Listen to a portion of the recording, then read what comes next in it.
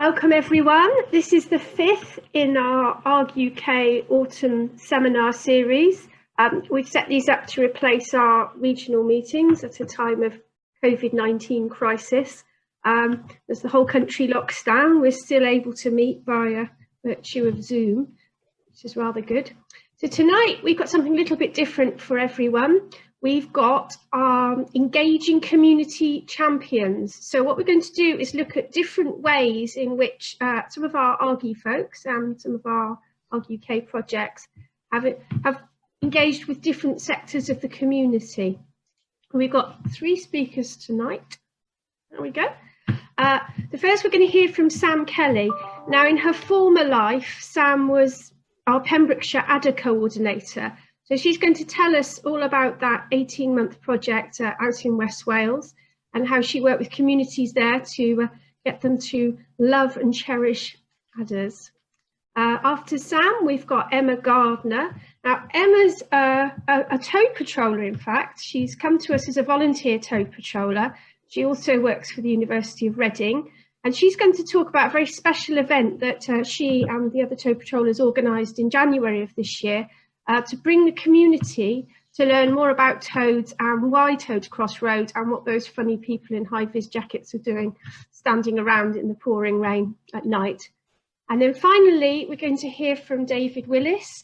And Dave is chair of Hertfordshire ARG, and he's going to talk about also his previous existence, which is working with the Ministry of Justice and working with offenders to try and engage them with all things amphibian and reptile. So without further ado, I'm going to invite Sam to share her screen. Hello everybody, can you hear me okay? Thank you. Okay, so you might have known me in my former life as Sam Langdon, but I've gotten married recently, so now my name is Sam Kelly. So I'm here to talk to you about the Adders Are Amazing project that I helped run over in Pembrokeshire. Before I go on to tell you about the project, just a little bit of context for you. So snake conservation does face several challenges. I mean, snakes are just one of a number of species which are currently having a lot of difficulties because of all sorts of things. So habitat loss, climate change and disease. But a big additional factor that we've got with snake conservation is a very deeply seated fear and sort of loathing that humans have of snakes. Not all of us do, but a lot of people do. It's a very common problem. And it could be, as the advocates for snake preservation here in this quote suggest, it could be one of the biggest threats of all to them, because this is something which is really impeding conservation efforts, either from directly snakes being harmed, such as in this picture of a rattlesnake roundup in the US, through to just people obstructing conservation efforts because they don't like snakes or what people are doing to try to conserve snakes. So this is a global issue, and it has been recognised that snakes are difficult to conserve for this reason. So just quickly, I'm going to go and have a look at what the adder's public image is like in the UK. Now, historically, the adder has been subject to quite a lot of superstitions in the UK. So I hope that any adder surveyors here do take a copy of the Bible with you, just in case you're out surveying and you do get an adder bite, because just by repeating verse 1 and 2 of Psalm, I can't read that number, it said to cure an adder bite, and all sorts of things dating back hundreds of years about hanging up dead adders, rubbing dead adders onto your body to cure yourself of a bite. It's been very common, and snake catchers, you know, that was a job way back when.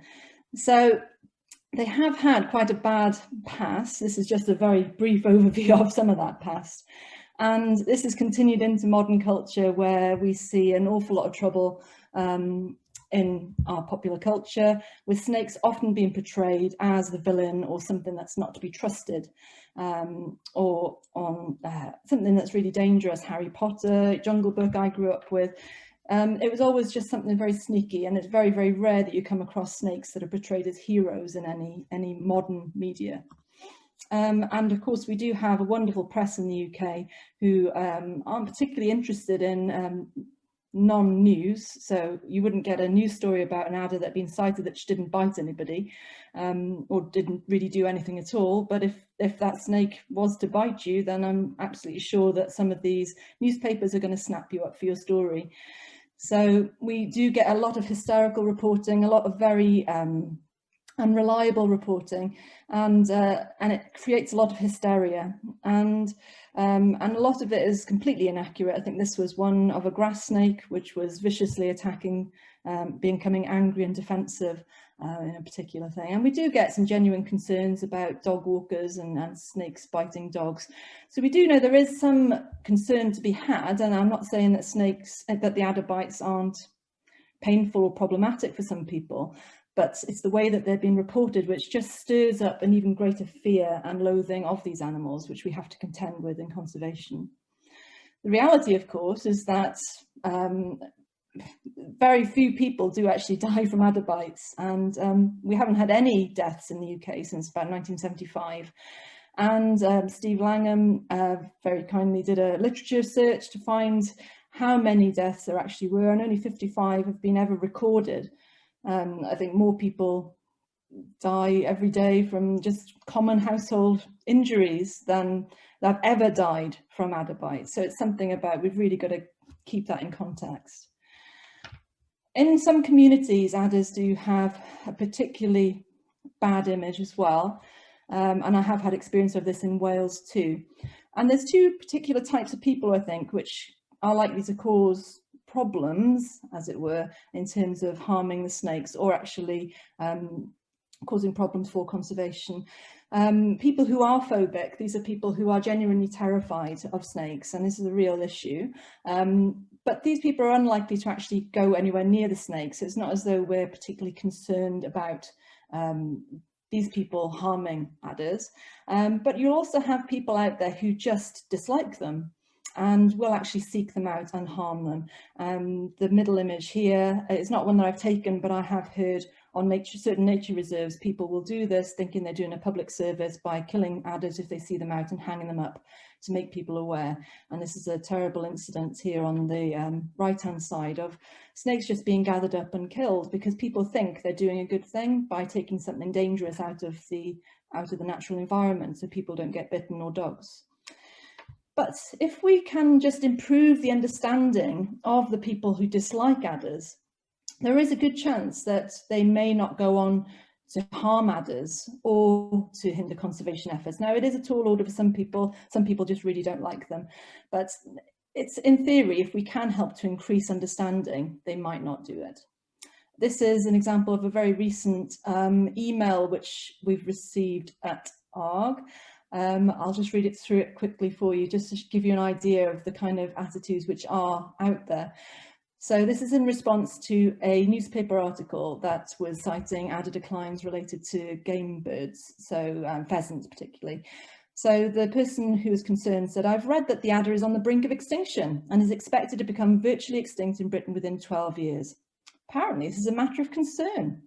Now, I appreciate the general principle of biodiversity, but the reporting on adder extinction fails to mention a single positive contribution the adder makes to our habitat." Our habitat, I think, meaning human habitat.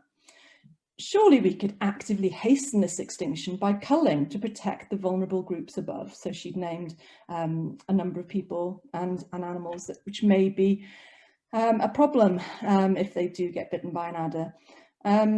We have replied, but we do have lots of issues like this where people just really don't want them and don't seem to want to understand about them.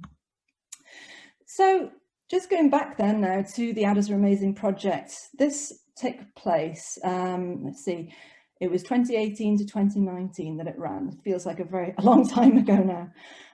It happened, well, we worked on the St. David's Peninsula, which is basically if you head along the M4 out into Wales along the south, and you keep going as far as you can towards Ireland, that's pretty much it. You can see it on the tip of Wales just there.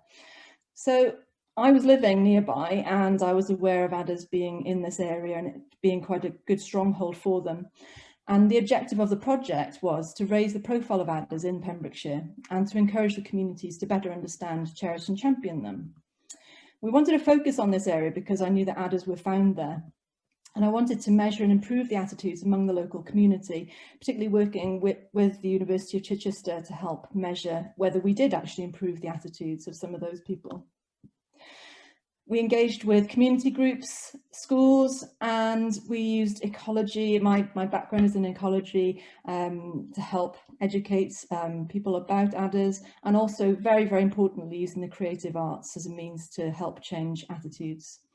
We also worked in collaboration with other local conservation bodies as a way of hopefully doing some practical on-the-ground works to help the adders as well as changing attitudes. So the community engagement work largely started off with doing quite a lot of practical work. So we had some small amounts of money to go out and do some hedge bank restoration work, building hedge banks and planting them up. These are the places where the adders like to hibernate, largely in Pembrokeshire, because it's up off the ground and nice and dry. So that was quite successful. We also then ran community workshops. These are pictures from a natural dye workshop that we ran. This was free of charge to these ladies from the local WI and Stitchy Witches group, where we took them out with a local artist called Sian Lester to the local adder habitat, collected up materials and dyed fabrics using these natural materials. The ladies then, who were just absolutely incredible, put together this amazing quilt, which you can see there on the right.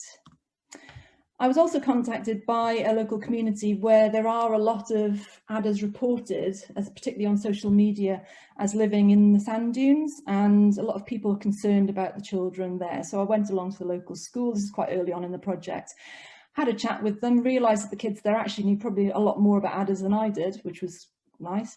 And we did some good workshop with them, and we painted up some stones with adder patterns. And we set out a stone trail on that area to, again, raise awareness that there are adders there. There's a message on the back of the stones for people to have a look at and follow to our website. And just something really fun and positive for the kids to get involved with. And we talked about ecology whilst we were out there. We set up several other stone trails around the county as well, with different groups, and this is one of those groups. So this is working with a charity based in Haverfordwest, where they work with veterans and people with mental health issues and issues about getting out into the countryside. So we did some beautiful artwork with this. It's an art-based charity. We did a stone trail with them and took them out again to see some of the adders' habitat, which was really positive work. So the schools engagement work, this we started off by trying to see, could we measure an actual improvement in attitude in the children? We did it for different age groups, but for today's talk, because there's so much of it, I'm just going to focus in on what we did with the age 8 to 12-year children. So this is sort of the older ones in primary school. So we asked them questions about their personal history with snakes, have they had pet snakes and so on.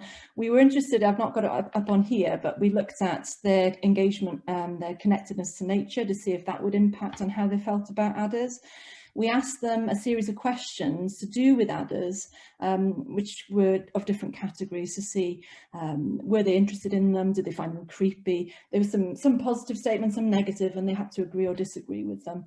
And all of this was put into an analysis which we've done with the University of Chichester. And the last thing we did is we asked them, and they found this really, really hard, to choose 3 animals out of these animals here on the right, which are in need of conservation assistance. Which 3 would they like to save? So they had to choose 3 from there. And we did this at the beginning of the study, three months before we started going into the schools, and then 3 months after we'd completely finished as well, just to see if there was a difference.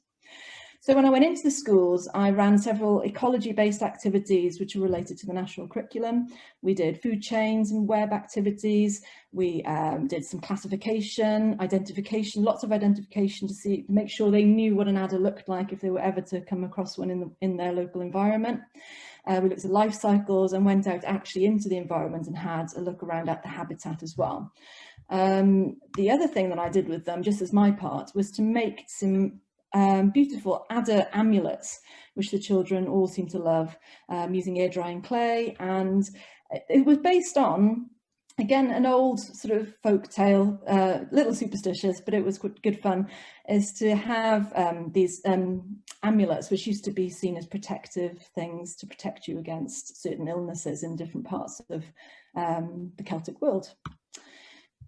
We then worked with an amazing local artist called Emily Lawrence, and she came into the schools with me as well and ran some incredible art-based workshops with the children. We did all sorts of things, so screen printing, making bookmarks, making paper, making window scenes. There's lots more things on which I couldn't fit onto the slides to show you. So she did lots of work, really, really positive experience. And this is probably one of the biggest and most successful parts of that. She helped to create, with the 3 schools that we were working with closely within the peninsula. We worked with 8 schools altogether, but 3 in the peninsula. They all worked together to create this beautiful adder lantern. It's like a Chinese lantern. And we worked, this was on the basis of creating a positive myth for adders. So she created a story about how this adder, which we named Gwibber, which is the Welsh for adder, was hibernating on St David's airfield, and she was really concerned about what was happening in the environment. So she came along to tell the story. And we, if you can see up in the top right-hand corner, we had children from all the 3 schools who were involved in this particular part of the project, dressing up as dormice, as chough, and as glowworms, as 3 other species in need of help. And they all took part in this really amazing storytelling evening. And as you can see, that it was an absolutely incredible night for it. Gwibber came out of hibernation and paraded through the town during the Dragon Parade, which is a big annual event in St David's, and also came back to open the art exhibition, which we held in St David's in Oriel Park, the National Parks Gallery. And this showcased all of the beautiful work that the children had created in the schools. So they could come in and see their own work up in an art gallery, as well as the work that the other groups had made. And it was just such a high impact from doing that.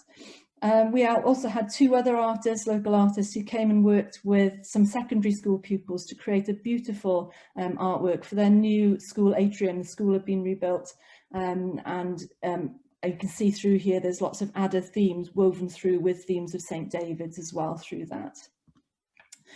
Whilst we were doing all of this, we also had to make sure that some of those negative stories in the media were being replaced by positive ones. So we spent a lot of time talking to Mr. Go Compare on BBC Radio Wales, and talking with, this is a special episode of Weatherman Walking with Derek Brockway. He's a Welsh celebrity, if you like, and that went down really well. We also had Yola very, very kindly come over to help us. This is the first meeting of Gwibber, and he came to the local school to help publicise what we were doing. And we got some really, really good press out of it, which was just really fantastic. So what did we achieve? Directly, I spoke to at least 2,000 members of the local community over the course of the year of the actual project, and that's quite a lot in Wales. So over 570 of those were school children, as I say, spread over 8 schools across the county. We worked with local landowners, community groups, veterans, all sorts of people, and tourists as well at the local bug farm, which was a really positive experience. We also provided some training for conservation organisations and volunteers whilst we were there as well. And we set up Pembrokeshire ARG, and that is still going and still flourishing. So have attitudes changed? I'm not going to blind you with too many numbers. This is something we're currently working on for publication, we hope. So here is the main findings from the attitude change. So what we can see in this graph, this is positive views of adders. This is how positive they felt about them. This is at the beginning of the study, okay, this the left-hand side. So these are the control schools, which didn't change, which is what you'd hope between the beginning of the study and after the study. And before I'd gone in and talked at all about adders, the positive attitudes were fairly low amongst the schools that we were working with. But we did see a significant improvement by the time at the end of the study. This is a massive change in positive attitudes towards them, which was a really, really good result. I wanted to show you this one as well, because if you're ever thinking about working with children or communities, it just shows you how age influences people's attitudes. And what you can see here, I won't go too much into it. This is the different age of the children. This is at the baseline. This is before the study was carried out, before the project was carried out. So the darkest bars, the black bars, these are the 8-year-olds, okay? And it moves up 9, 10 and 11-year-olds. And what we can see is that the positive attitudes towards adders significantly were lower in the 10-plus-year-old ones. The scientific interest was significantly lower in those children. This is before we'd done anything with them. And a similar pattern happening here, but in ecological interest, this is children thinking that adders are worthwhile within the natural ecosystems, was also much, much lower in the older children for that category as well. So the take-home message from this would be the earlier you can speak to children, the younger you can speak to them, the better, because they're more receptive, and hopefully that would mean that they don't actually have that dip as they get older. Interestingly, we had different categories of questions, but the negative views of adders, so questions like I feel worried just thinking about adders, there was no significant change. The negative attitudes stayed the same, or in the wise words of Taylor Swift, the haters are going to hate. So basically, the kids who didn't like them, they still didn't like them by the end. And you might think, well, that's a bit of a rubbish finding, but actually, when you consider that the ecological awareness of the adders did significantly and massively increase, okay, so they might not still like them, but they are now aware of their ecological importance, and that adders are an important part of the natural world. So it's not as bad as that statistic might actually look. In terms of the preferred animals, before we did anything with them, the adder was the 6th favourite. It wasn't really featuring very high, but after the intervention, after we had the time with them, they crept up into the top 3. I mean, they couldn't really compete with the dormouse, sadly, but still, I think that is a bit of a win for the adder. So my conclusions from the study: it is possible to change attitudes without direct experience of adders. So I've not said much about this, but none of the children doing the work actually saw one. That was partly deliberate. We didn't want to take any reptiles into school for welfare reasons, but the changes that you can see there was purely due to scientific engagement and working through the arts. Negative attitudes may have remained the same, but the ecological awareness did significantly improve. So the haters are still going to hate, people can still dislike adders, but now they could see their value. There's definitely a role for alternative methods in species conservation. I think we get locked into, we've got to create habitat, we've got to do these things. Of course, we've got to do those things. Those are really crucially important, but having creative elements and fun engagement are so important. If I was to recommend anything, it's critically important to include community engagement in any adder conservation work. If you're going into a community where you want to do some work to help adders, you really need to speak to the community. You have to get them on side. You have to find out what their worries are, and you need to speak to them and do as much positive work as you can, because that would really pay dividends. And to go beyond the toilet roll inner tubes in terms of craft work, if you're doing anything, try to, if you can, do some work with local artists, because that really does help increase the impact of the work. And if anything, you have got to work together to collaborate with as many people as you can. And that's all from me. This is thank you to all the people who kindly worked with us and supported us in the project. Okay, Sam, thank you very much. If I screen share. Do you want me to do it? No, I've sort of done it. Okay, thank you, Sam. That's fantastic. Okay, before we move on to Emma, we made a little video. Josh and I made a video of you, Sam, which Josh is now going to show. And what the video does is it just brings some of those slides you showed us to life, and just shows people, gives people a little sense of the atmosphere of what was going on. Over to you, Josh. Here we go.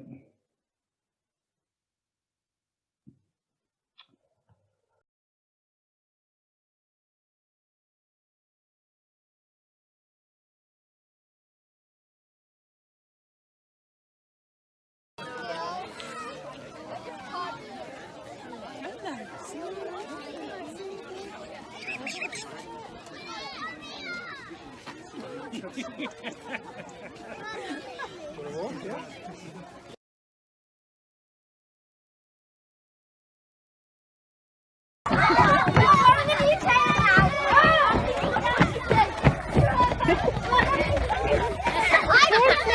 we go!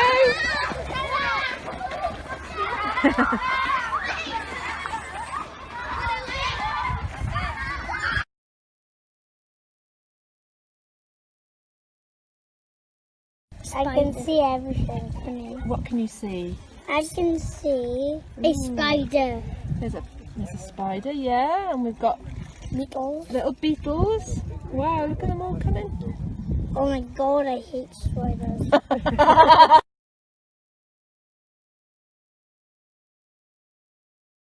2, 1, go. So AJ, the other side. It's alright, keep going.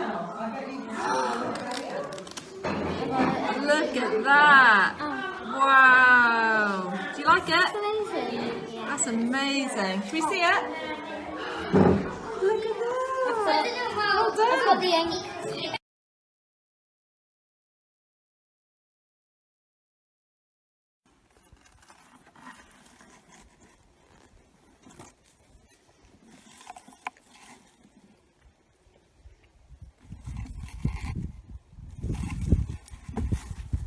It's dropped down. There he goes. She. There she is. Oh, isn't she lovely? Is there she? I'm sure. Where'd she go? Over there. Oh yeah.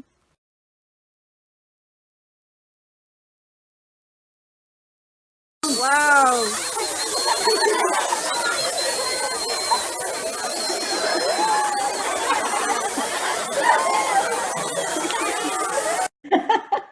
Thank you, 18 Sam. months of your life, Sam. Yes. Brilliant. So big thanks to Sam Kelly for a fantastic presentation. Really interesting to see One Woman's crusade to bring adder loving to West Wales. So now I'm going to invite Emma Gardner from Bagley Toad Patrol, University of Reading, to share her screen and tell us about what I call the Toad Festival, but was actually called Migratory Animals. Go over to you, Emma. Okay, can you hear me all right? Yeah. Yeah, okay. Yeah, great.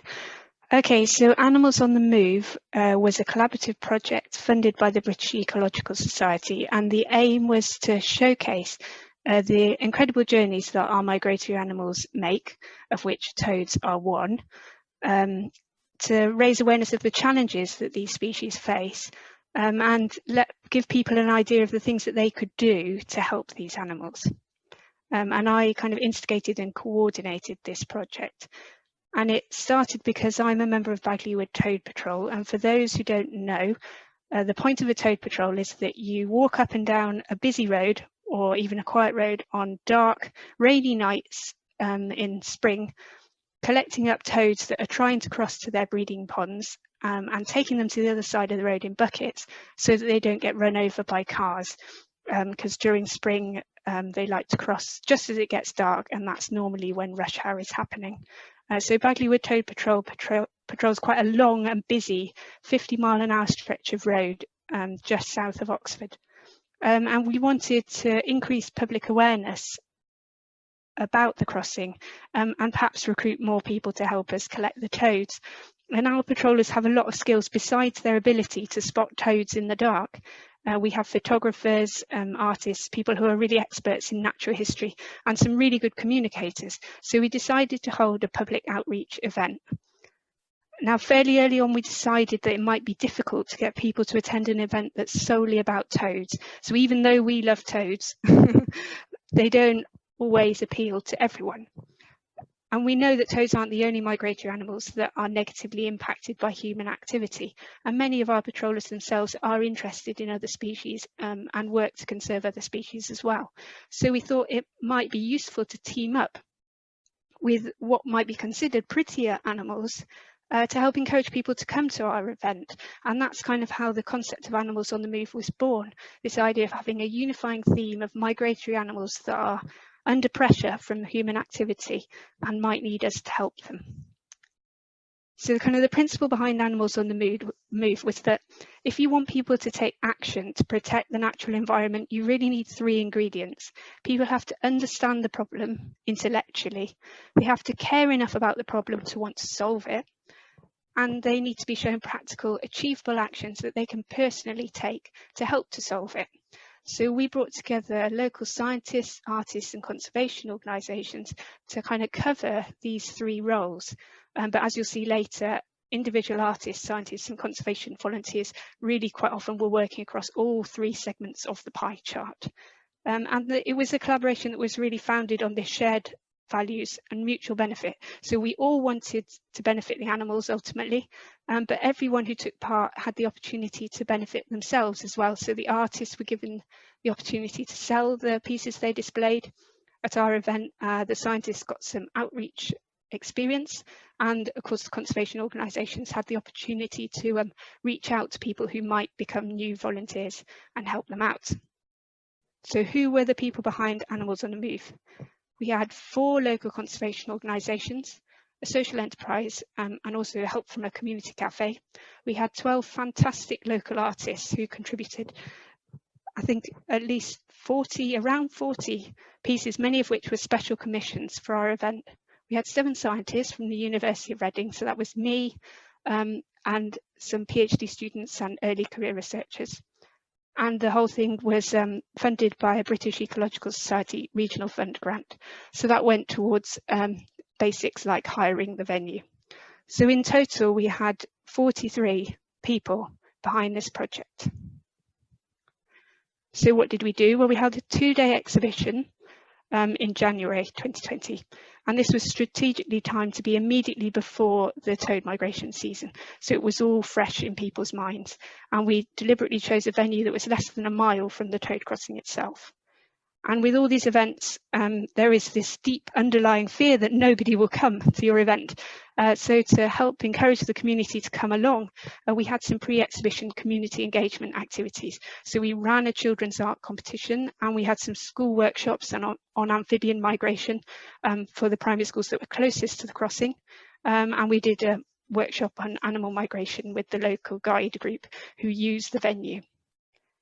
So our advice on children's art competitions would be as they are not for the faint-hearted. So after zillions of flyers and posters and emailing over 70 local schools, 1 week before the deadline, we still had 0 entries. And I was getting pretty worried and starting to feel a little silly. Then in the last 7 days, we received 90 entries. So many of these came in packs, where a teacher had done this as an activity for the whole class, and there were individuals as well, so there's a whole mix. These are just some of the entries you can see, and these are the winning entries, but it wasn't all about winning. Very early on, one of our toad patrollers said, we need to display all of the entries, and she came up with this fantastic idea of stringing them on washing lines across the venue, so that everyone can see the pieces that these children had made. And this was a comment that we had at the end of the weekend in our visitors book. I saw my drawing and that made me very happy. So we knew that we had definitely done the right thing. So I want to just mention the power of children's artworks. So these are 3 entries that we received specifically about toads. So this one here says save the toads, with a very sad looking toad. This one here, I'll read it out to you. This child has written, toads are the best creatures. They get born in water, come out at a certain age, and us horrible humans squish them to death. Imagine you're a toad and a car was coming towards you. I don't think you'd make it out alive.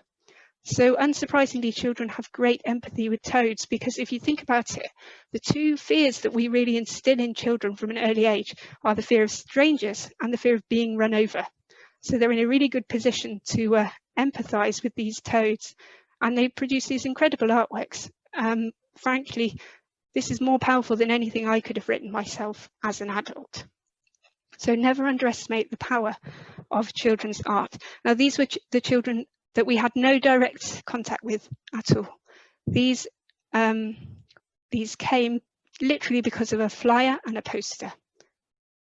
whereas these children we directly interacted with. So we went and did workshops at 2 primary schools closest to the toad crossing. One was a state school, an ordinary state school, and one was a private school, but they were linked by being close to the crossing and sharing toad habitat. We engaged with 104 children in total, and the workshops were run by Angie and myself, and also 3 other toad patrollers. So we had an interactive talk on amphibian life cycles. They then acted out what happens at a toad crossing. So we've got science and theatre, and then they made acrostic amphibian poems, sort of in the form of bookmarks. They had some literature, and finally they all made a life-size clay toad. So this is the return of the air drying clay that Sam was using. And these are some of the things they created. So here are acrostic poems. This says, toads often avoid danger. Here we have frogs ribbit across with an O, grass. And these were just some of the toads they made. Now, the reason we asked them to make toads is because we wanted to create this. So this was, I'm going to call it an installation that was at the exhibition, and we called it The Journey. So it was all of the clay toads that the children had made, plus 60 crocheted toads made by one of our toad patrollers. And they were arranged so that they were travelling from the wood across the road. This is Genius, this is roofing felt and astroturf, to their pond. And the reason we made this was to give the visitors some idea of the sheer number of toads that could be killed in a single night if the toad patrollers were not there to rescue them. Literally, of the order, 164 toads can easily go in a big night if we're not there to help. Here's a very squished looking toad placed on the road. They were fantastic because they were all different sizes and all made by a different child. So before I show you the rest of the exhibition, I'll just quickly mention the publicity we did. So this is our toad crossing here. It's in between Oxford and Abingdon, and there are some villages around. So we know that we sort of want to target people who are using this road, and also our partner conservation organisations are sort of operating in this area. So this is the communities they want to target too. So we put posters literally everywhere, flyers in libraries and cafes. We had a banner, we had articles in village magazines written by our toad patrollers, online advertising, social media, and we had our own website for the event.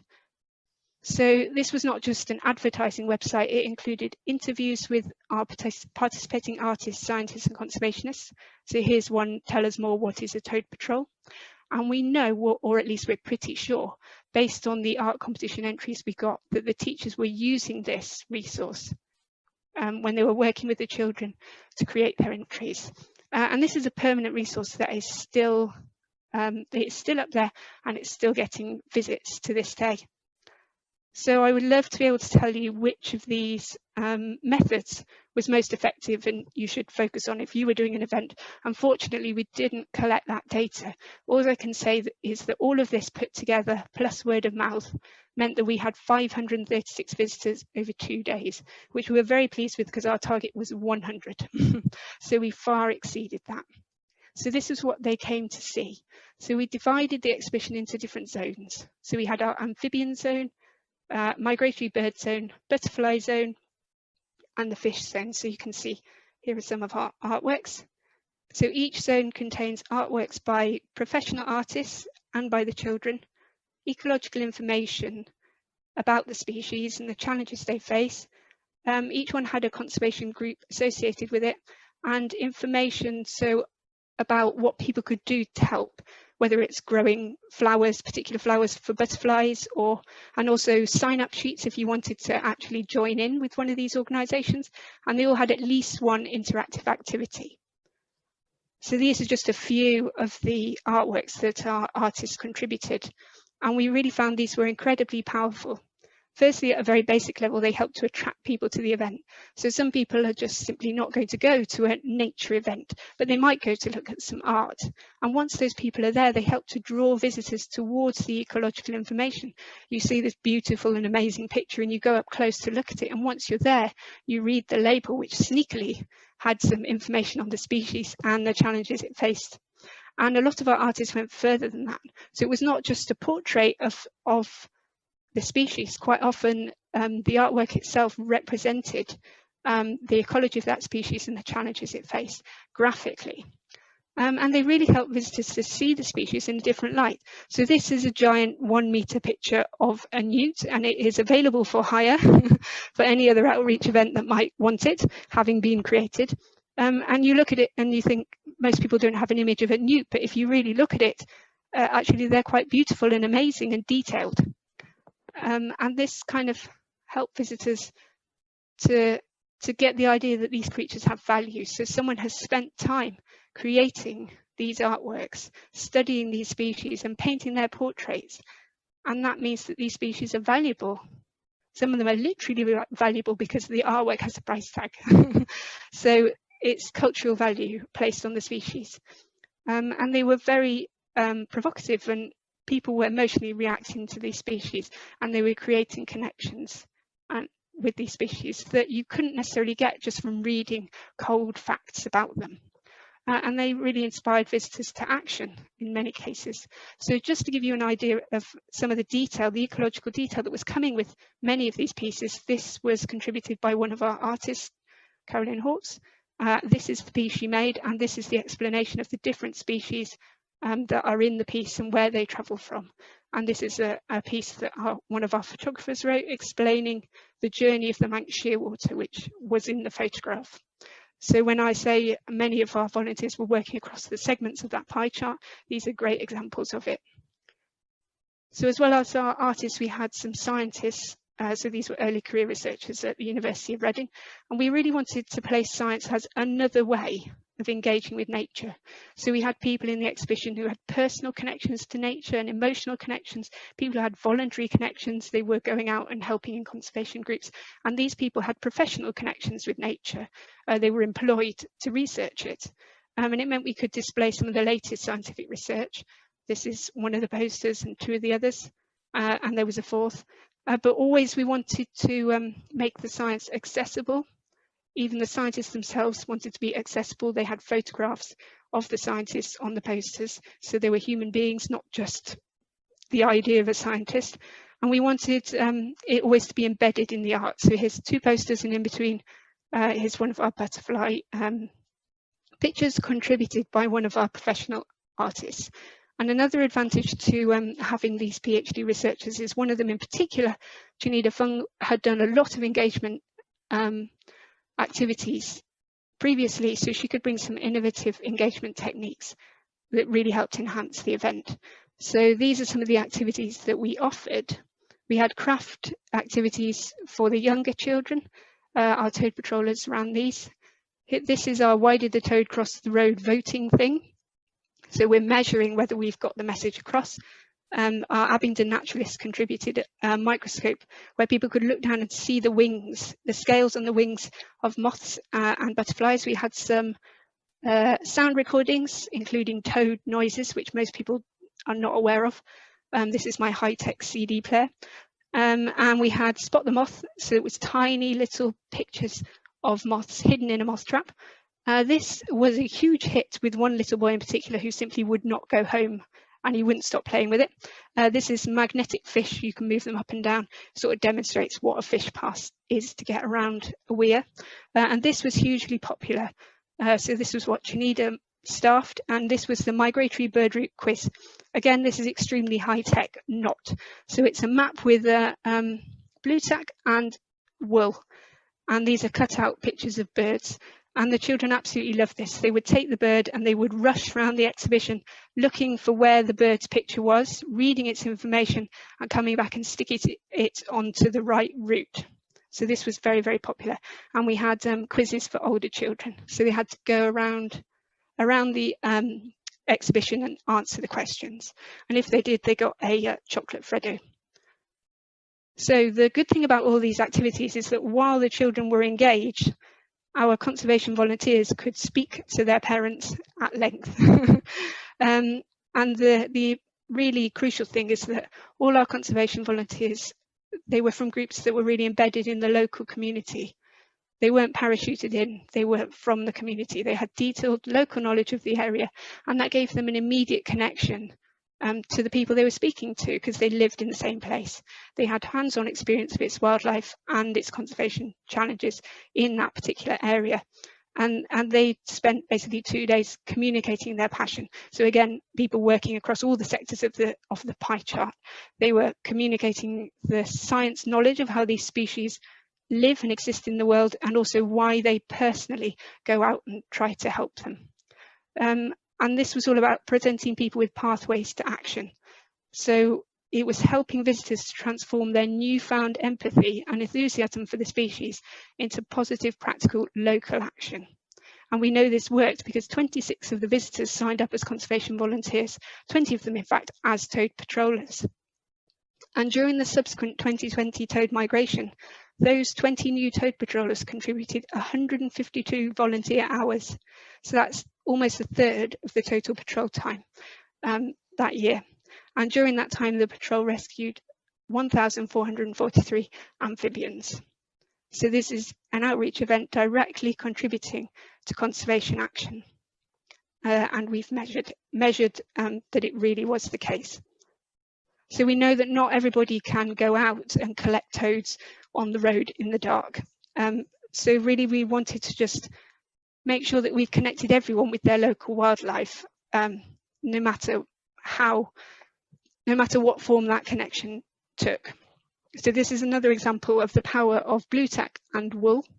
So this is a map of the area with our venue in the middle, and it's just showing people where they can go to see the species that are featured in the exhibition. You can go there and have connections with these species yourself. And there were visitors taking photographs of this so that they could go and plan their own encounters with nature, which was fantastic. So who were these people who came? This was a picture that was actually taken in one of the quieter times on the Saturday afternoon, and it just gives you an idea of the range of different people who came. We had all ages, from older people who are retired right down to people with toddlers and babies in buggies, and everyone in between. And where did these people come from? Remember, we kind of had this target area. So we asked people, what village or town, so again emphasising the local first, have you come from to visit Animals on the Move? So we kind of want people to identify subconsciously their journeys to the event, with the fact that these are animals that are making journeys all of the time.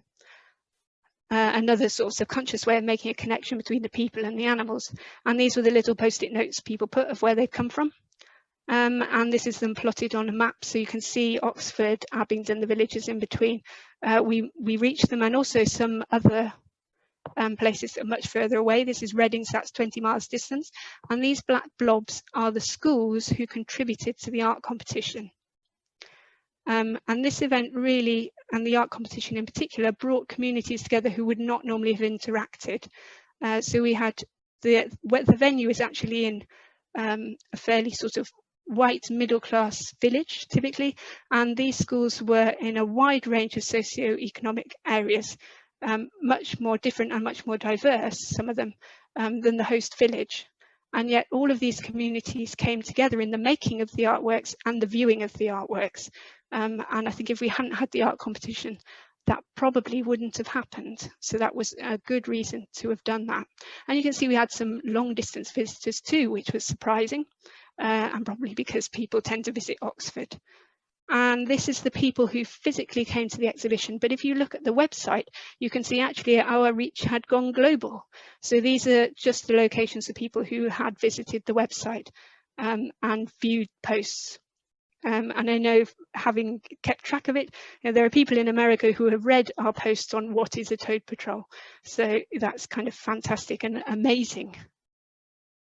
So we wanted to know what these visitors thought about the event. So we had 3 ways really of collecting feedback. We had a very, very traditional tick box form, scale from 1 to 5, answering the question, very structured. And that did get a few replies, but not very many. We had a completely opposite approach, which was the comments book, blank page, write whatever you want. And that did, fill a page or so. But the most rich feedback came from this technique, the tell us what you thought board. So it was post-it notes, so the amount you had to write was limited, which I think encourages people to even start in the first place, because you know you've got limited space, and you can take it off again because it's a post-it if if you're embarrassed and you don't want to. And the key thing was that we gave people open-ended questions to kind of kick them off. So the first question was, how did seeing the artworks make you feel? So we're wanting to kind of measure the art side of the exhibition and the response that it provoked. And when I say the art inspired people, here is the evidence. It made this person, this was a child, clearly from the handwriting, great, like I wanted to do some art as soon as I got home. How fantastic is that? And then this is a comment from an adult, which I showed previously, just underscoring how the art reached her in a different way, more directly and intuitively than the written information, how she felt it was a fantastic compliment. So the second question we asked was, what did you learn that you didn't know before? So this is measuring knowledge transfer. Here's one of the quotes. I did not know that swifts are about the weight of a cream egg. So this was our volunteer Sally, who was manning the migratory bird stall. And it was very clear from looking at the spelling and the handwriting of the post-it notes that this method of eliciting feedback was reaching both adults and children equally, whereas the kind of formal methods were very adult biased. And the final thing we asked was, what will you do to help migratory animals? So this was measuring action. We had lots of pledges to take part in toad patrols, plant more flowers for the butterflies, and this last one, plus tell everybody about them. Which is a very powerful sort of multiplicative thing. But of course, this all started with the toad crossing and wanting to raise awareness about that. So after the subsequent toad migration season, I asked our patrollers, not the new ones, but the existing ones who had done several seasons, whether they had noticed any changes to driver behaviour at the crossing. And they said, most of them said they felt that drivers had travelled more slowly after the exhibition, and they'd sort of had more positive experiences and less negative experiences, this year compared to previous years. And one said, I felt there was generally more goodwill and interest from drivers this year than the previous years. So these measurements were taken 2 to 3 months after the event, and there was certainly an indication of a signal of having had some sort of lasting impact just from our 2-day event and our previous community engagement activities. So what did we learn in total? I felt certainly that it was very important that we had a unifying theme, because we had gone from just toads to having other animals as well. It was really helpful to have this overarching idea of migration holding them all together. I would say absolutely 100% collaboration between artists, scientists and conservationists is very, very effective. It brings multiple perspectives, and working together really gives mutual benefit for everyone, and it makes really an enhanced visitor experience. For us, the emphasis on localness was really important. Local species that people can see, local experts and local conservation challenges, and that meant we needed a local venue to where the conservation needed to happen. Now, our funders, the BES, were very concerned initially that we were not holding the event in the centre of a town or a city. They were worried that we wouldn't get people to come, but we actually held it in quite a well-connected village, and it was appropriate for us to be there. And actually the village appreciated it. We had comments saying this was such a treat to have this sort of event brought to our community. So it does work to have a small venue out of town. And art was so valuable in displaying cultural value and eliciting empathy in people, getting people to empathise with these species, and involving local communities in creating the artworks, allow people to express their feelings towards nature through artwork, and then see those connections valued by being placed on public display. So this is very similar to what Sam was saying about their exhibition. And it brought communities together both in the creating and the viewing of these artworks. And again, the power of children's artwork shouldn't be underestimated. And throughout, we wanted to make sure science and nature were accessible. So here's a great example. Here's a community artwork, here's a professional artwork, here's some science, here's an infographic one of our toad patrollers did, here's some emotive text and photographs from our toad patrollers about the experience of toads on roads. And then finally, we have the kind of what I've called toad patroller profiles. They're short paragraphs that our toad patrollers have contributed that explain why they help these animals from a human perspective. And then the key thing really that I felt made our event different to many other engagement events, certainly that universities put on, is that we had these pathways to conservation action. People got fired up and enthusiastic and understanding of these species, and then we showed them what they personally can do to help them. And then we always made sure that we had multiple levels of engagement for everyone who came. The idea is something for everyone. People can look at the artworks and appreciate them and just go home again, or they can come a bit closer and read the information. They can chat to our volunteers, take part in activities at the event or after the event, just a whole range of things, something for everybody. So the final thing for me to do is say a huge thank you to everyone who helped make Animals on the Move such a success. Thank you to all our visitors for coming, to the 210 children and their teachers and parents who engaged with us, and to our team of artists, scientists, conservationists, and in the background helpers who really made this all possible. And thank you to you for listening.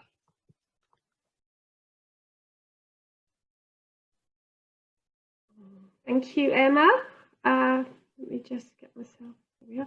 Thank you very much, Emma. It's really interesting.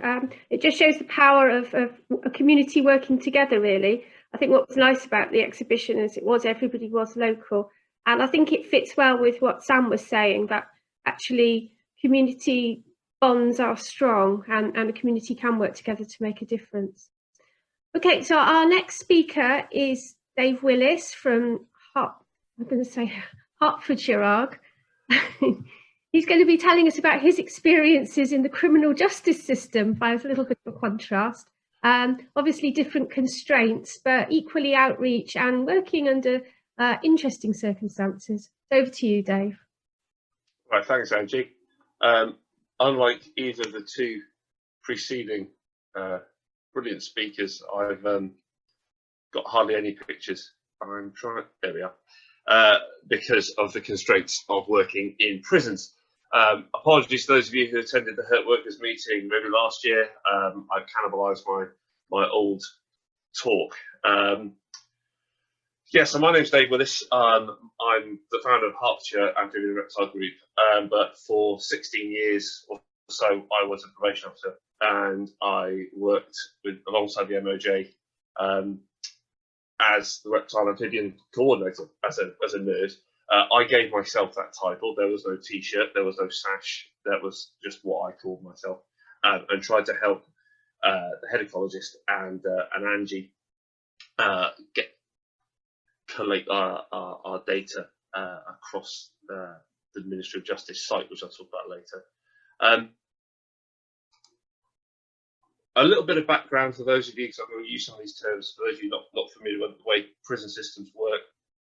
There are four categories of prison, three of which are what they call closed. So these are prisons where, in the traditional sense, movement of inmates is very strictly controlled.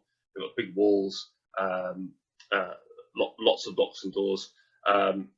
As people move through their sentences, if they are either very low risk of absconding, low risk of violent behaviour, or they are high risk, but they've moved through the custodial estate, they'll end up in Cat D or open conditions, where much more trust is placed on the inmates, essentially because they're proving themselves prior to release.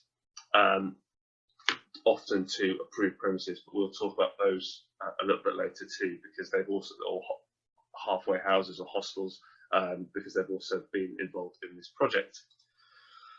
So this is a typical open prison. This is, I think, North Sea Camp. and it's there's often a lot of farmland, there's often a lot of horticulture that many of the inmates will be involved in. And it's from these that we would draw participants. They would be, well, I'll talk about in a minute, but it was self-selected. All the programs we've done so far are self-selected, that as relevance to some funding we've been supplied for the future. The MOJ is one of the largest state landowners, second only to the MOD in the UK. Excuse me, there's that. And some of the establishments, the land that they're on, some of it's SSSI or next to SSSIs or nature reserves, and many of the open prisons in particular have very significant habitat and biodiversity resources.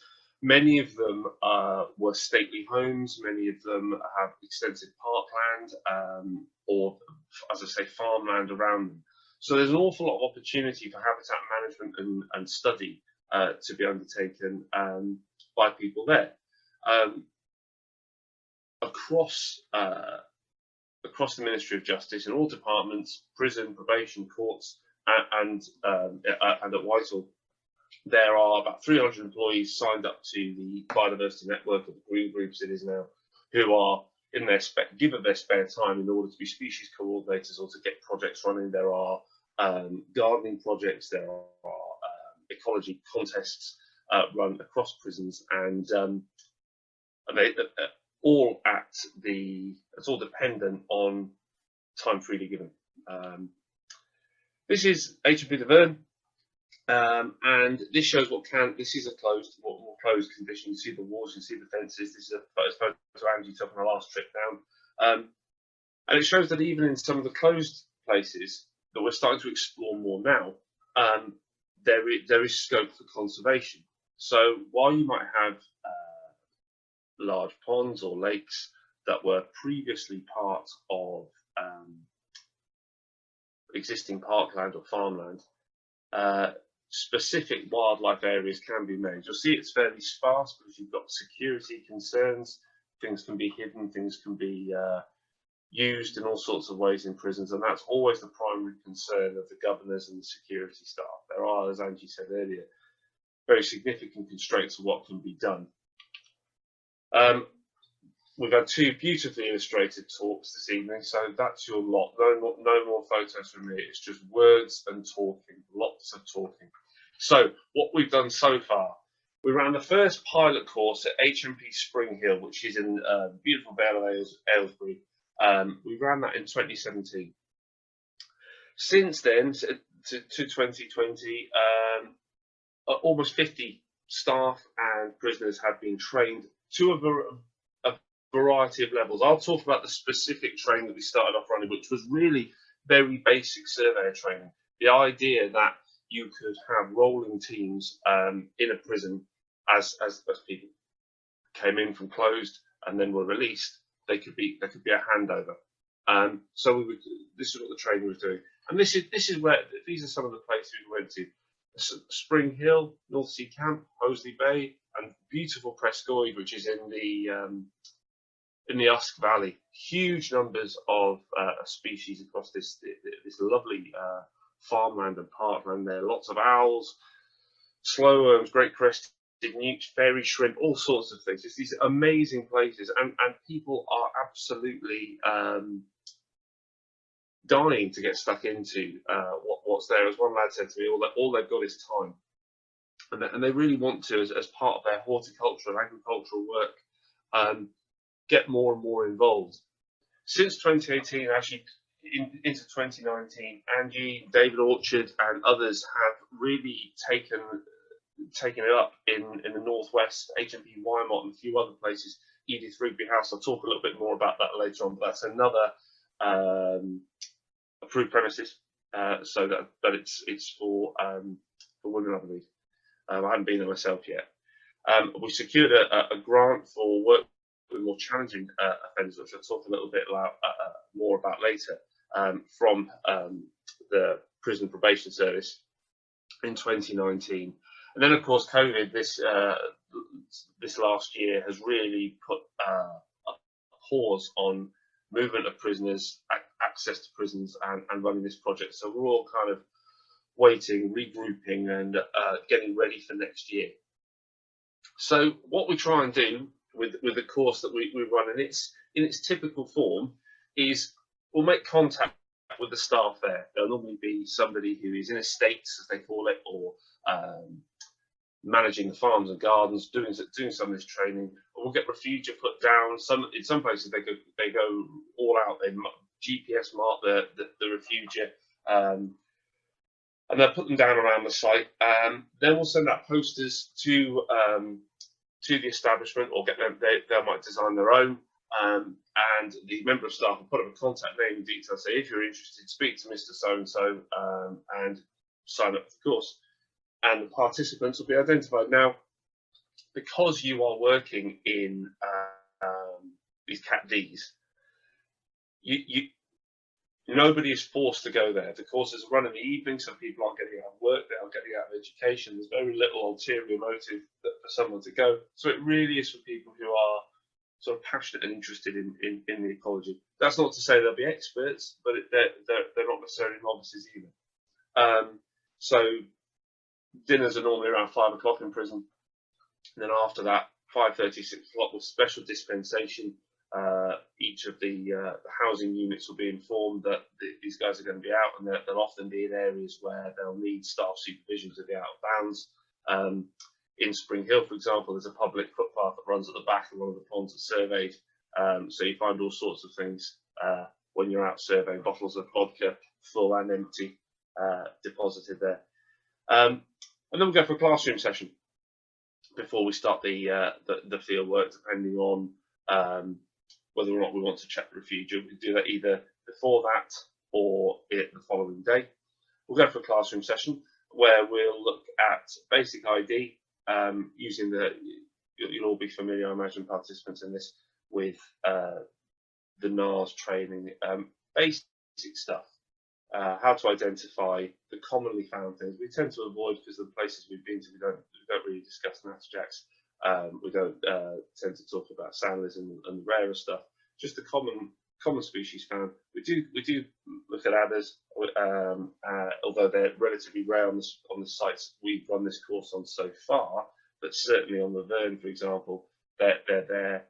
Snaresbrook Crown Court in London, backs onto Epping Forest, and we're involved with staff there. Not in this way, but there are refugia down there, and we're monitoring that site too. Then after that, we will go and do that's all about 2 hours. With a break, depending on how many people we've got and how we're going. We'll go and do a field session, and that'll be putting up bottle traps, egg checks, torching, looking at any refugia that might be pre-existing, and just and a casual survey. It's all done under license, with appropriate caveats put in about disturbance for some of these species. And this is the very basic sort of thing that we do. The difference between eggs, and of course, counting in, counting out bottle traps for newts. The following morning, we tend to return again. A special dispensation from security from the teams about 7 o'clock to check the newt traps and record the specimens. But then, importantly, and this varies, and it has had varying success depending on the establishment. We'll identify who might be, having had this training, who might be interested in joining ongoing survey groups. So one of the questions I'll ask people when I start the course is about, has anybody got an upcoming parole hearing? Has anybody got any rottles planned to release on temporary license? What are release dates looking like? Are people going to be there for the next survey season? And people will be generally happy to tell you, happy to talk about this. And we give our certificates. This gets a positive entry on NOMIS, that they participated well. This can be fed back to the prison offender manager and community offender manager. It can be something that they can think about in terms of vocational work. Indeed, some have post-release. and then we can get some sort of a plan together in terms of ongoing monitoring and habitat management. But I have to stress here, I don't have the sort of lovely data that Sam could produce, because we're so dependent on staff availability. I'm sure people are well aware of the funding restrictions and difficulties that the prison service has had recently, and who's there, and the land use in the prison. We had funding provided by the local council, the district level mitigation funding, problematic as it is, was working in our favour at Spring Hill, because we had a wetland study site that was about to be created, but it's going to be turned into a construction camp for the badly needed renovations to the overall site. So, I mean, this is the sort of vexed question, really, about the benefits of doing this sort of work in prison. Angie and I and the team from the Ministry of Justice are working with Michelle Baber from the University of Central Lancashire to develop ways of assessing through a variety of survey techniques that I think are probably familiar to people, nature relatedness scale and others, how this benefits participants. When we've recently been given some funding on the basis of this evaluation, part on the basis evaluation, to run this project more widely, and one of the things that we've been asked to look at was running it in more challenging environments where perhaps participants were not so self-selecting and they were encouraged to do this.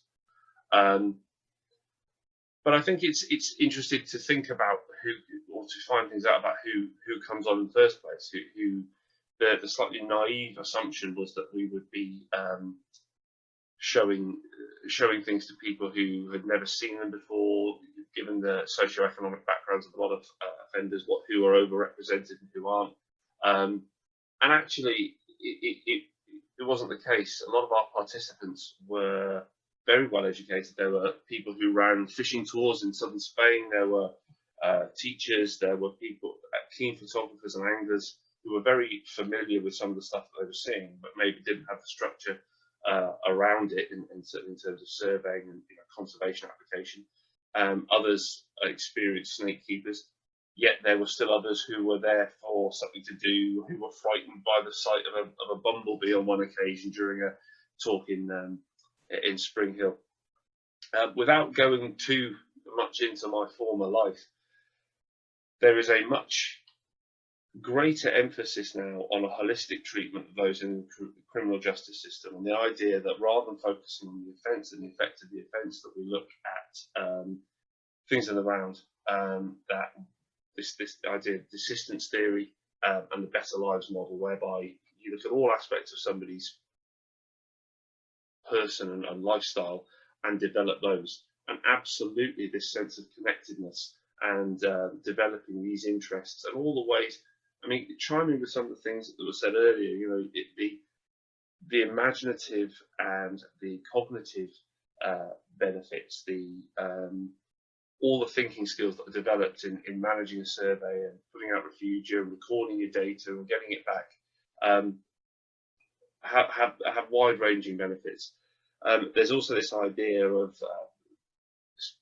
Kohlberg's moral reasoning that we go from essentially a childlike state of being, you will not do something because you'll get into trouble, which is the level at which a lot of people who find themselves in prison often operate, to there is a very broad community in existence, and we have a responsibility and a place within it, and there's no broader, wider community than the planet and the ecosphere, and getting people to connect with that and emphasising that during these courses is huge.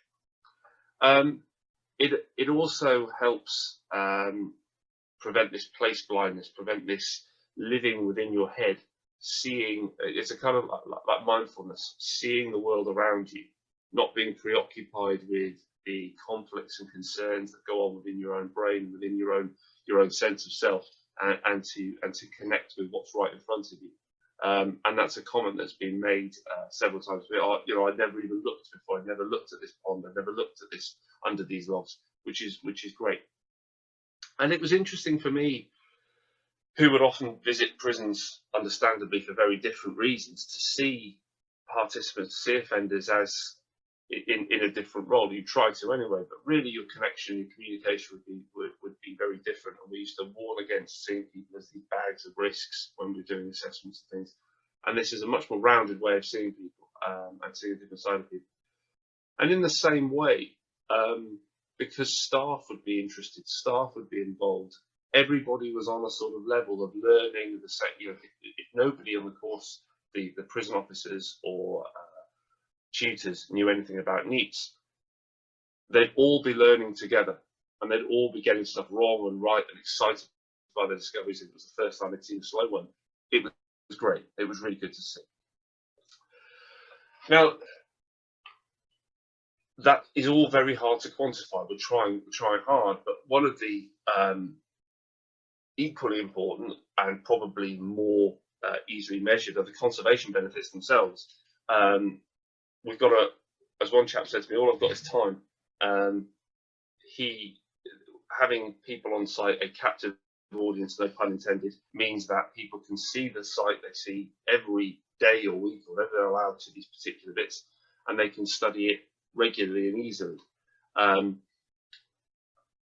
Despite not what I said about the work at Spring Hill notwithstanding, they are generally very stable places. That you're not going to have a Tesco built, there's not going to be a road going through them. They are, provided they aren't sold, very little happens within a prison environment. And that's part of its purpose. It's stable, it's secure, and that's as it should be.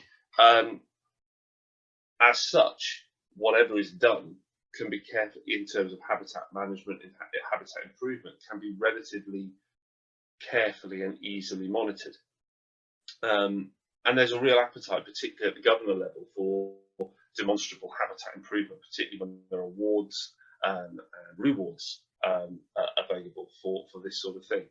And there are, of course, opportunities for local ARG groups, and that certainly is happening in the Northwest, to get involved with appropriate vetting and appropriate training to come in and assist, and it's really welcomed. And ARG is not the only conservation group to do this. Butterfly groups, bat groups, and all the others will also go in, bee groups, to assist. And just to go back over to some of the benefits of the business, there's a real sense of pride because of this, and a shifting relationship between them and where they are. It's not that they don't want to get out, but that while they're there, they have a different reaction to it. And of course, it's evidence of compliance and what they call sort of pro-social attitudes that they took an interest in something, in particularly working with some groups, like some of the assessment structures for some groups like sex offenders, showing a willingness to give back to society, and not quite be so self-absorbed in terms of your needs and your wants, can also be very useful to gauge for professionals working with these people. Governors love this sort of stuff where they don't have to spend much. It's all free. Everyone's strapped for cash and time. It's win-win. Surveys can be done cheaply, freely. Staff get some assistance. It helps the portfolio of a given establishment. Well, we do this as well, and it helps us because we get data. The local ARG groups get data for sites, and there's huge potential when things ease up again after COVID crisis for sort of through the gate post-release work. So this is an example. This is Spring Hill. We've lots of funding available. Lots of gives you an idea of the site. A huge potential for these regular checks, but of course, things do change. Staff changes. We've learned a lot from working with Spring Hill and the team there, Paul Cooper, who's moved away, in terms of how things can and do change. The site itself, the toad ponds, the great crested newt ponds are still there. The populations, as far as we know, are relatively stable. However, the planning, I mean, nothing's I thought to put a map in, but the other side of the site, where we were going to have a wetland study centre funded by the local authority, has now been scrapped. Some of the staff who were working with us have also left and moved on. So we're learning a lot in a relatively short period of time about how to work with prisons, and I'm working with Anna Bright, the MOJ ecologist, head ecologist, to develop a bit of a strategy so we can avoid some of these sort of hiccups in the future. Just a word on approved premises as well, that these are hostels or halfway houses. These are where they're for high risk offenders who are released from, often from open, or at the very least Cat C, into the community, and they are staffed and they offer a staged period of rehabilitation or resettlement. They can get signed up for benefits, register with GPs, start making contact with family, and be assessed before going and living in independent accommodation. And it's often a condition for the parole boards. But we started working with a few of these now. Edith Rigby House, who I think it's in Lancashire, I'll check that, and the cottage down in Ipswich, which is, again, they've got ponds, they've got natural areas they'd like to develop, and the residents can be bored. This gives them something to do. If they haven't found employment yet, it helps that transition. If they have been doing this sort of work in prison, it's something they can carry on, gives them a sense of purpose, gives them a sense of connection to where they are, stops all those things, stewing about work and returning home, all the difficulties of release, gives them something else to focus on. And that's, again, something that we're getting great feedback from staff and inmates. So COVID has restricted everything, pretty much. We can't get into prisons to run this. We can't get to approved premises. But we do have courses planned for all the previous sites, and we're continuing to develop species databases across the estate, in large part to try and cut the cost down in terms of survey cost. It's a little bit redundant when you've just found great crested newts to see hundreds being spent on people going in. It has a bit of a demoralising effect on the participants. And the training volunteers alongside the MOJ staff to go in and help. And there's a list of other MOJ sites that want surveys, want repeated visits. So there's great potential for local art groups, for local enthusiasts, local volunteers to get involved at MOJ sites that might be just courts or others across the country as and when we can. And there's growing national interest in the project, and it's been reflected in the environmental audit reports and the Pond in Every Prison project that is being developed. That was the previous MOJ ecologist's brainchild, and the idea is to get this habitat developed across prisons in England and Wales. We've not worked in Scotland yet. We've not worked in prisons in Northern Ireland. We've restricted it to England and Wales so far. But again, it's dependent on who comes forward and says, yes, we'd like you to come and we'd like to get involved, which at the moment with present concerns has been sadly curtailed. I've tried to keep things fairly brief because the lack of photos. We can't take photos in prisons or easily or of offenders, and we've been talking for a while. But I thought this makes the guys on the course laugh, and I thought it might do the same. But if you have any questions, or you've got a local prison and it's a slightly technical thing, please do get in touch, and I'll be happy to help. Okay, thanks very much, Dave. In fact, we do have a question, and actually it's quite an interesting question because it takes us full circle. It's from Sally Gillard. She says, Dave, is there a possibility to include incorporate art, poetry, music into the project, as that might encourage more participants, perhaps be therapy, Yes, help morale. yes, there is. And in trying to keep this brief, I did mention my abortive PhD that I was doing on this project. But some of you might know the author Richard Kerridge, who wrote Cold Blood. I had some chats with him. I don't want to commit him to anything, but we've been talking about, one of the others we talked about was a nature writing competition for offenders. The plan was to extend this to art projects as well. Also connecting it with existing vocational work like agriculture, landscape gardening, and integrating it with work across the sites. Angie, I think were you not doing some art stuff up north, weren't you? We were going to. We haven't actually got started with it yet. Yeah, I mean, this Take Sam's leather adders into HMP Wymart in a bag, and I got this bag and I kept rustling it and they were all watching it, and then I said, now which one of you wants to put his hand in the bag and see what's in there? And I've never seen 23 grown men all take a big step back. It was hilarious. And then of course the one that did put his hand in pulled out this leather adder and they all shrieked.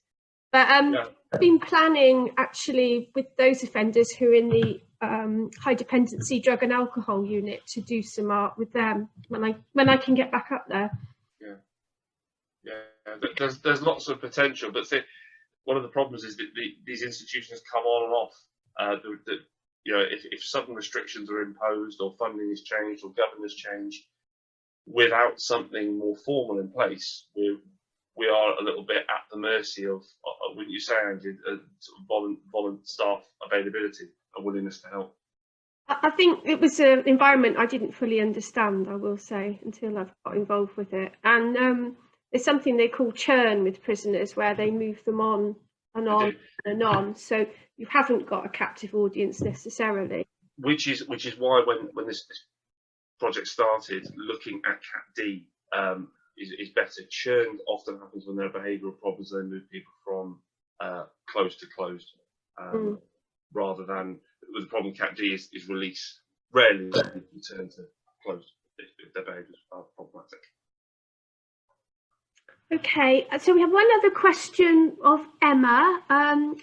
For the toad patrols, are they also helped on the way back from their breeding grounds? This is an ecological question. And if so, do you know which way they're going? Okay, so the thing about when they're going is they tend to all go pretty much together. So it's fairly easy to get your patrollers there to pick them up. When they come back, they're not in such of a rush. So they tend to come back in dribs and drabs. So sometimes the going toads overlap with some of the coming back toads, and then we do help them back.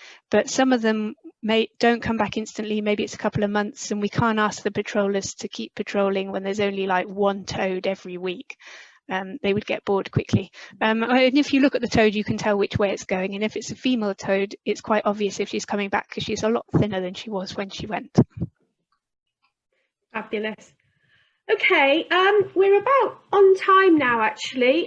We've had 3 absolutely fascinating presentations, slightly different aspects, but I think there was a lot of commonality in the themes. I really like this idea of overcoming place blindness, because I think particularly with all the stresses and strains of COVID and all the associated issues, I don't think it's just prisoners that are struggling with that. I think a lot of us are struggling with an internal conflict, and I think this idea that the natural world could be a bit of a balm or another place to take your head is very, very thoughtful, and actually something we should think more about. So I'm going to say thank you to Sam, to Emma and to David for such wonderful presentations and giving up their time. And thank you for everybody for joining us, and we'll be seeing you in 2 weeks then. So thank you and good night.